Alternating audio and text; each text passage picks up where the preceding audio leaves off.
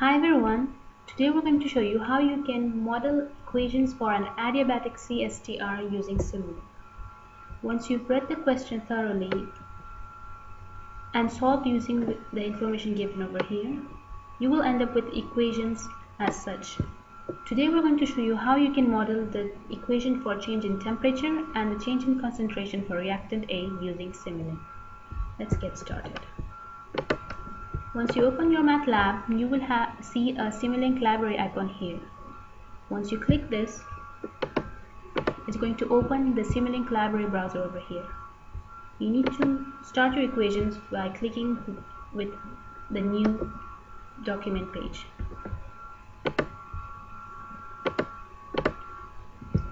You can start by setting in all the constants. To start with the constant, let's say this is your T1, which is 250. You can name your constant by double clicking it. Next, you need to have your integrator, which is your D3.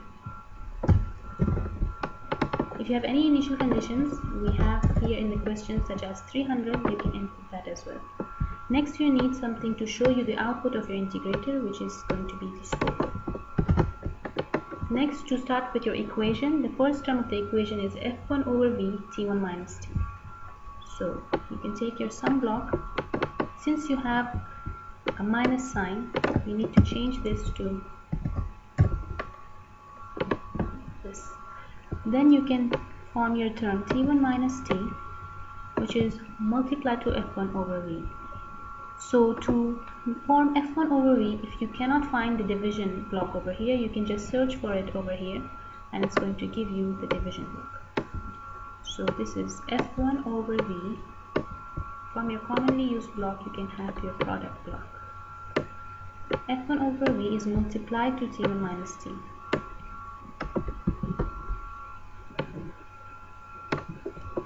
Now you need to add this to the second term, which is f2 over v t2 minus t. So you can take a sum block. You need to add this term to f2 over v t2 minus t.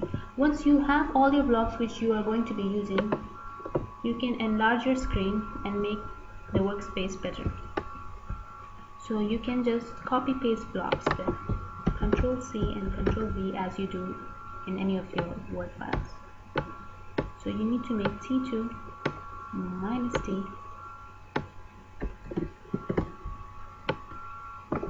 is going to be multiplied to f2 over v. So I need to make an f2 over v. So this is your f2 over v is multiplied to t2 minus t. So your f2 over v is here, is multiplied to t2 minus t, which is added to your previous term.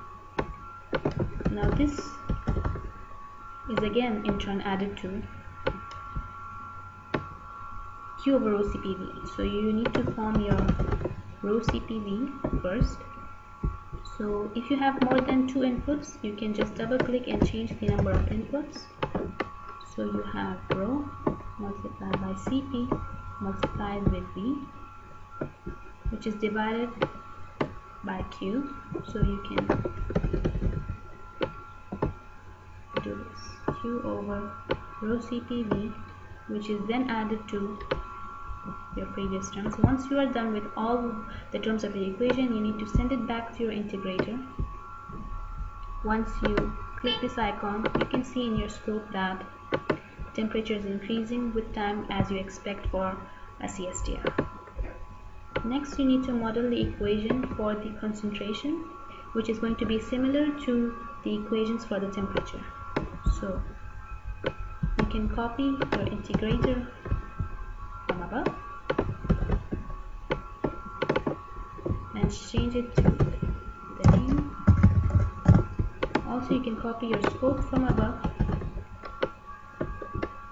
Obviously, the output to the integrator is going to be your C. Next, you need to set your first term of the equation, which is f1 over v ca1 minus ca. So you need to form that. So these are constants. ca1 minus ca is going to be multiplied to f1 over v. So you can take a product block from anywhere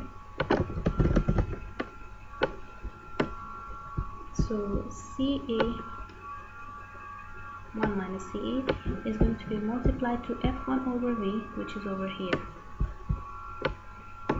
Then you need to add this to F2 over V, CA2 minus CA. So you can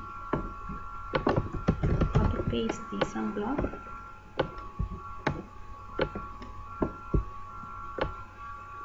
and formulate the second term, which is CA2 minus the CA, going to be multiplied to F2 over V, which you can take it from here. Once you've added these two terms, the last term is the reaction term. In order to make the reaction term, you can take some block from here which is called gain and set the value to 3, as it says 3 times the CA. Gain is basically just a multiplication term. So 3 times your CA is your reaction term.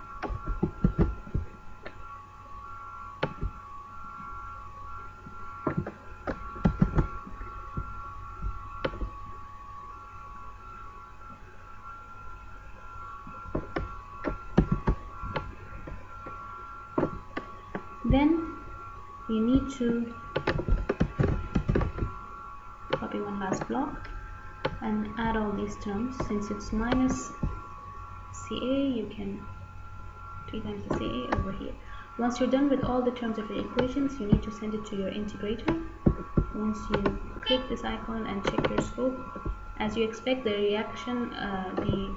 reaction rate or the reactance should decrease with time.